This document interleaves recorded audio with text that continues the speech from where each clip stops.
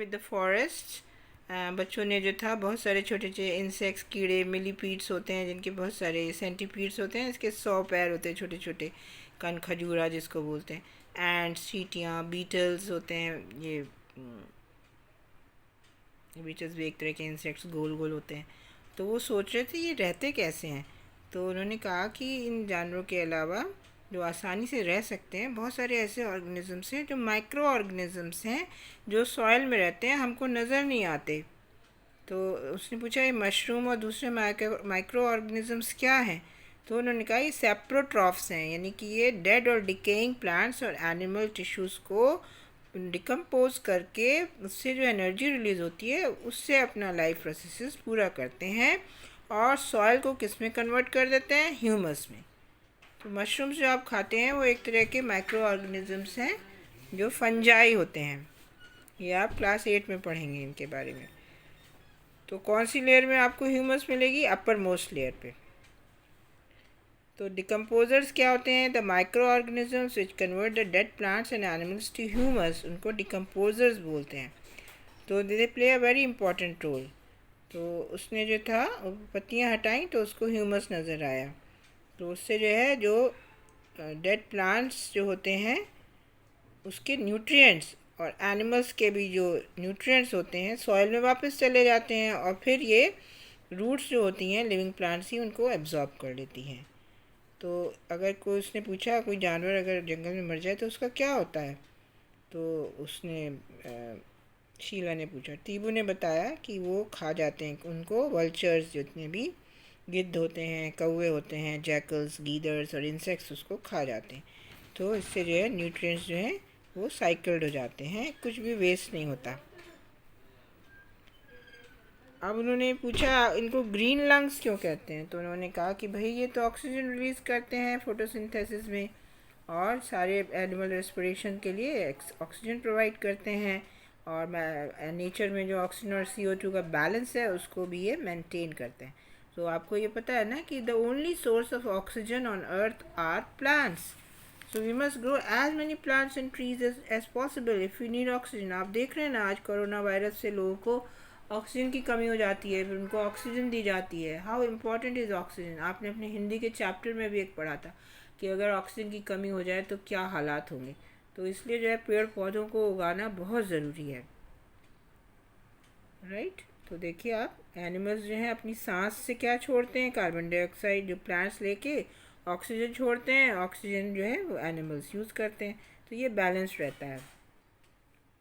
अब उन्होंने देखा आकाश में बादल छा रहे हैं, तो अब उसने ये याद किया कि उन्होंने वाटर साइकिल के बारे में पढ़ा था। तो रूट से प्लांट्स या ट्रीज़ अपने पानी एब्जॉर्ब करते हैं और उनकी पत्तियों से लगातार पानी उड़ता रहता है, उसको ट्रांसपिरेशन बोलते हैं। ये प्रोसेस होता है एवापोरेशन का, यानी कि जो लगातार पानी जो है वो हवा में भाप बन के उड़ता रहता है, हवा में स्टीम बन के उड़ता रहता है। तो अगर पेड़ नहीं हुए तो कैसे अफेक्ट होगा वाटर साइकिल। तो कई लोग भी रहते हैं उसमें, हमारे जंगलों में। तो अलग अलग ट्राइबल पीपल जो होते हैं, तो ये किस पे, फॉरेस्ट पे डिपेंड करते हैं। फॉरेस्ट उनको क्या देता है, फूड देता है, शेल्टर, रहने की जगह, वाटर, मेडिसिन्स और बहुत सारे मेडिसिनल प्लांट्स के बारे में इनको जानकारी रहती है हमारे ट्राइबल्स को। तो उसने, भोजो ने एक छोटी सी नदी थी वहाँ से पानी पिया और उसने कुछ हिरन होते हैं ना, डियर, उनको क्रॉस करते देखा उस नदी को और फिर वो झाड़ियों में जाके छुप गए। तो जो ये ऊंची ऊंची घास होती है वो जानवरों के लिए खाना भी होती है और शरण लेने की भी जगह होती है, और ये जो है उन्हें बचाती है किससे, कार्निवोर्स, जो टाइगर्स या लायंस होते हैं ना, जो उनको कार्निवोर, मांस खाने वाले जानवर। देखिए ये डियर इन अ फॉरेस्ट। अब उसने पहेली को याद आया कि एक दीवार पे उसने पीपल का एक पेड़ देखा था। तो ये क्या होता है, ये पीपल के पेड़ कहीं दीवारों पे गिर जाते हैं तो वहाँ उगाते हैं, हालांकि दीवारों को कमज़ोर कर देते हैं। आप जो है, टीबू ने उनको बुला के कुछ ड्रॉपिंग्स दिखाई एनिमल्स की और उसने बताया कि what is the difference between the various types of droppings. Droppings means जो जानवर की फीकस होती है। तो उन्होंने बताया कि जो फॉरेस्ट ऑफिसर्स हैं पहचान लेते हैं ये किसकी है, जैसे एलिफेंट्स की है या टाइगर की है या लायन की है, तो ये सब पहचान जाते हैं। और फुटप्रिंट्स होते हैं, अब जैसे हमारे पास जिम कॉर्बेट नेशनल पार्क है तो पग मार्क्स होते हैं, जो बिग कैट्स होती हैं टाइगर वगैरह, उनके पैरों पंजों के जो निशानों से, जैसे हमारे उंगलियों के जो फिंगरप्रिंट्स हैं सबकी अलग अलग होती हैं, इसी तरह पग मार्क्स जो होते हैं हर टाइगर के अलग अलग होते हैं। तो ये जो फॉरेस्ट ऑफिसर्स होते हैं या वर्कर्स होते हैं उनको पहचान लेते हैं, उसी से काउंटिंग होती है कि कितने टाइगर्स हैं यहाँ जंगल में। तो अब जो है बोझों ने उन सबको वहाँ बुलाया और बहुत बड़ा एक ऊंचा ढेर लगा हुआ था एनिमल ड्रॉपिंग का, और बहुत सारे बीटल्स थे उसमें, जो बीटल्स थे और ग्रब्स थे जो खा रहे थे उसको, है ना। उसमें से बहुत सारे नन्हे नन्हे पौधे जो थे निकल रहे थे। ये देखिए ये पीपल का पेड़ जो है ये दीवार में उगाया है। अब उसने ये बताया कि ये जो नन्हे पौधे हैं ये झाड़ियों के हैं और शाखों के हैं, हर्ब्स के हैं।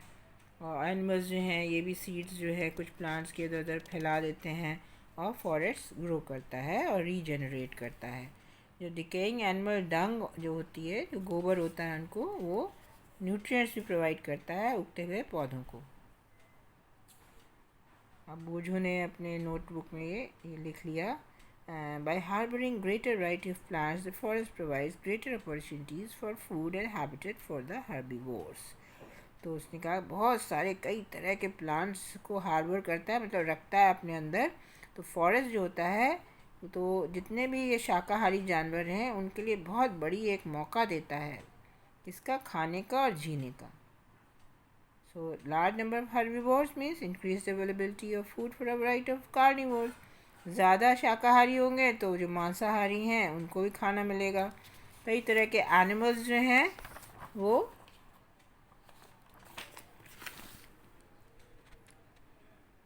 हेल्प करते हैं फॉरेस्ट को रीजनरेट और ग्रो करने में।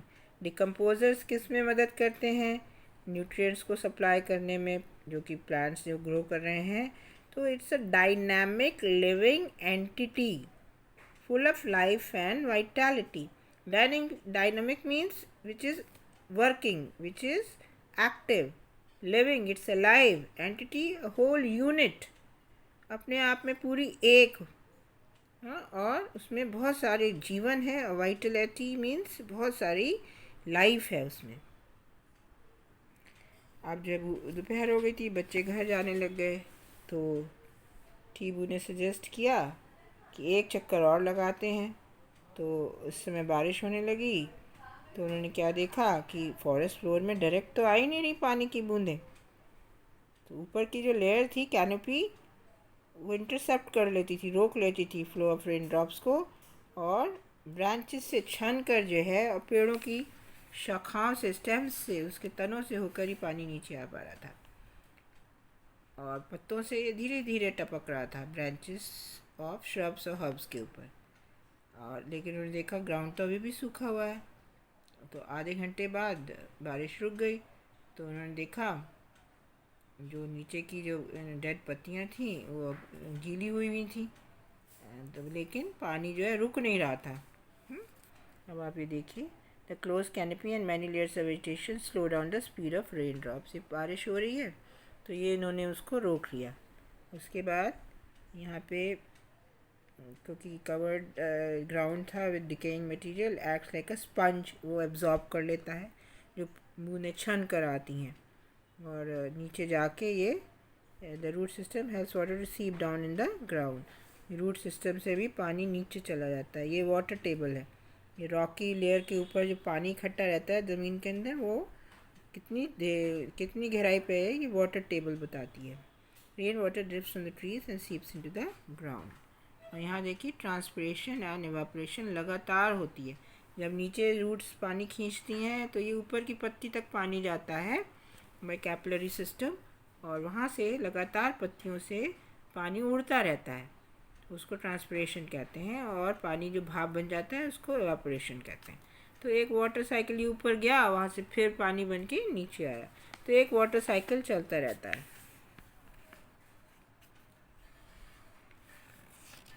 अब वो सोच रहा था, बूझो अगर इतनी बारिश कहीं शहर में होती तो सारी सड़कों पे पानी भर जाता और सारी नालियों में।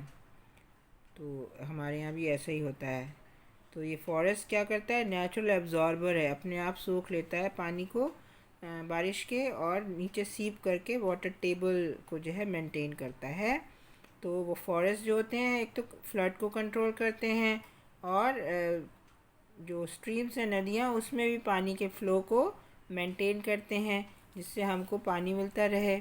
और दूसरी तरफ अगर पेड़ ना हो तो डायरेक्ट हिट करती है रेन ग्राउंड को और फ्लड आ जाता है, और ज़मीन की जो मिट्टी उपजाऊ है वो भी डैमेज हो जाती है, क्योंकि जो रूट्स हैं वो सॉइल को बांधती हैं, बाइंड करती हैं। अगर ये नहीं होती तो सारी की सारी जो मिट्टी है ये बह जाती है। इसको सॉइल एरोजन बोलते हैं। सारा उपजाऊ धरती जो है वो बेकार हो जाती है। अब जो है बच्चों ने टीबू के गांव में 1 घंटा बिताया। तो जो वेदर था गांव का बड़ा ही अच्छा था, और जो गांव वाले थे उन्होंने बताया कि आसपास के जंगल की वजह से बहुत अच्छा वहाँ बारिशें होती हैं, और हवा भी ठंडी रहती है, नॉइज़ पोल्यूशन भी कम रहता है, क्योंकि जो आसपास के हाईवे की जो आवाज़ें हैं उसको भी फॉरेस्ट एब्जॉर्ब कर लेता है। उन्होंने बच्चों ने वहाँ के इतिहास के, गांव के इतिहास के बारे में पढ़ा, तो उनको ये हैरानी हुई कि गांव के जो लोग हैं कि 60 साल पहले उन्होंने वहाँ पे ज़मीनें साफ़ करके जंगल की अपनी खेत बनाए थे। और टीबू के दादाजी ने बताया कि जब वो बहुत छोटे थे तो गांव इतना बड़ा नहीं था जितना अब हो गया है, क्योंकि चारों तरफ जंगल था। लेकिन अब क्या बन गई हैं, रोड्स की कंस्ट्रक्शन, बिल्डिंग्स, इंडस्ट्रीज़ की डेवलपमेंट और इंक्रीजिंग डिमांड ऑफ वुड, उससे फॉरेस्ट के ऊपर प्रेशर पड़ा और वैनिश करने लगा, यानी गायब होने लगा। तो वो बड़े खुश नहीं थे कि जो आसपास का जो जंगल था वो रीजेनरेट नहीं हो रहा, यानी दोबारा नहीं उग रहा है, और इट्स ऑन द वर्ज, लगभग किनारे पे आ गया कि गायब हो जाएगा, वो डिसअपियर हो जाएगा due to overgrazing of animals, क्योंकि जानवर वहाँ चरते बहुत थे, और इनडिस्क्रिमिनेट फेलिंग ऑफ ट्रीज, और बिना सोचे समझे, बिना कोई जो है भेदभाव किए सारी तरह के पेड़ों को काट डालते हैं। तो प्रोफेसर अहमद ने कहा कि अगर चीज़ों को समझदारी से किया जाए तो हम फॉरेस्ट को भी प्रिजर्व करें, अपने इन्वायरमेंट को प्रोटेक्ट करें, और डेवलपमेंट भी करें। तो बच्चों ने पिक्चर्स बनाई कि क्या होगा अगर जंगल काट दिए जाए। तो उन्होंने बताया कि अब आप बताइए इम्पोर्टेंस ऑफ फॉरेस्ट के बारे में। तो बच्चों ने लिखा, forest give us oxygen, they protect the soil, they provide home means habitat to a large number of animals, they help in bringing good rainfall in the surrounding areas, and they are a source of medicinal plants, timber means lakdi, and many other useful products. So we must preserve our forests. So right, so now please do the exercises of this chapter, which I think you should be able to do. They are an easy one. So let's do the exercises.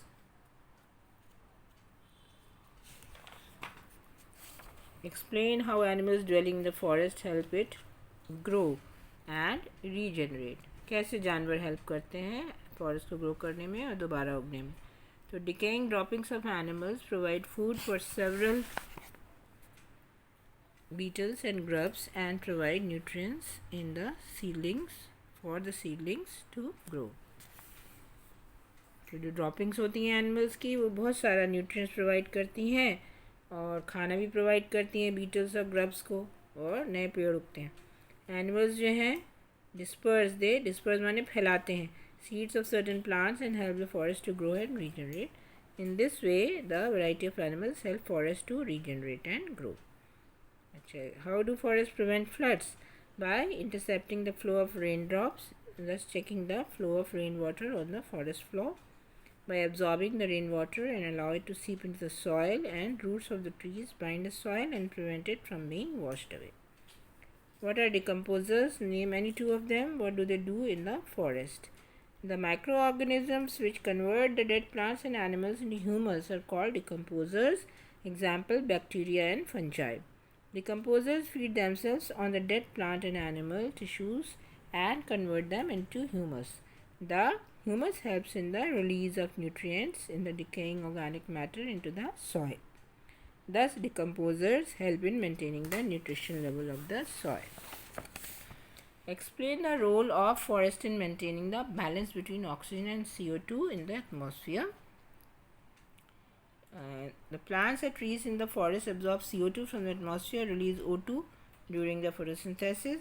Animals take in O2 and release CO2. So the exchange of CO2 and O2 between plants, trees and animals living in forests and the atmosphere maintains the oxygen CO2 balance in the nature. Explain why there is no waste in the forest. कुछ भी waste क्यों नहीं जाता?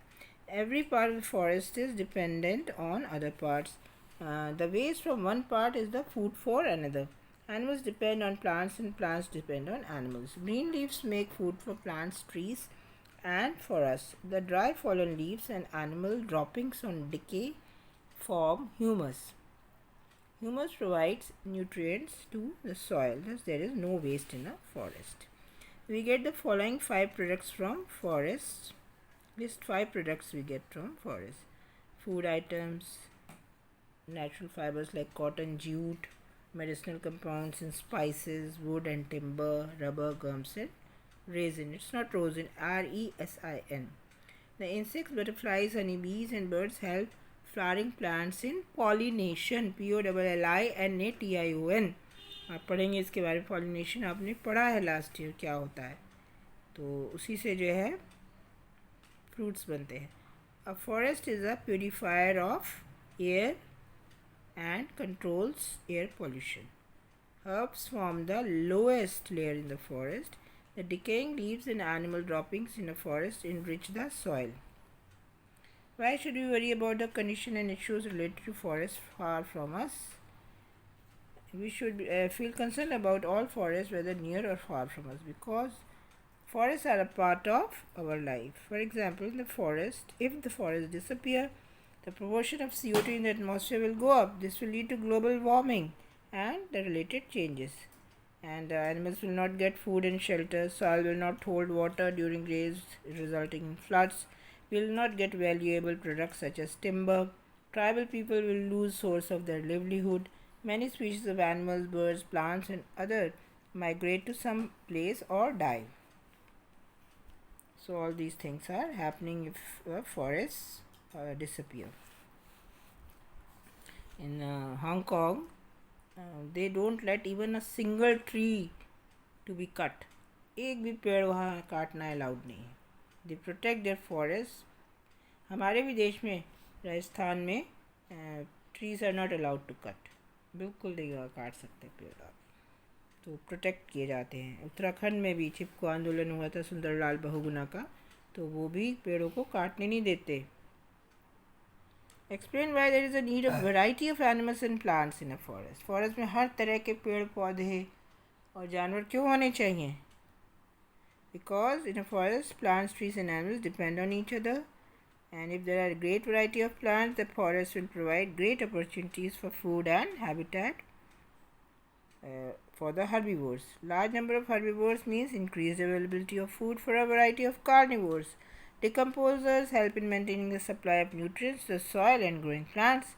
Thus, a large variety of animals help the forest to regenerate and grow. So, that is why there is a need of variety of animals and plants in a forest. On the figure, the artist has forgotten to put the labels and directions on the arrows. To mark the directions and use the following terms.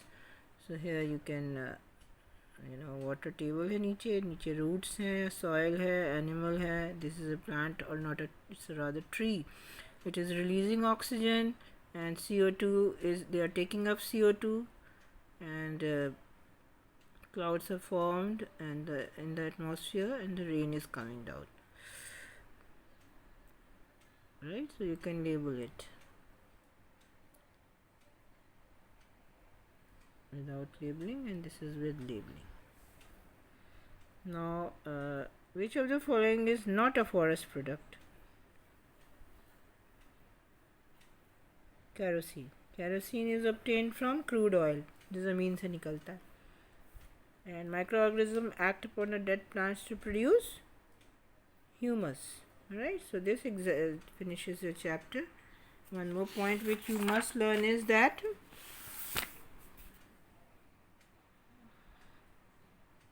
in the forest there is interaction between soil, water, air and living organisms. ठीक है, this is an important point. Please learn all these important points.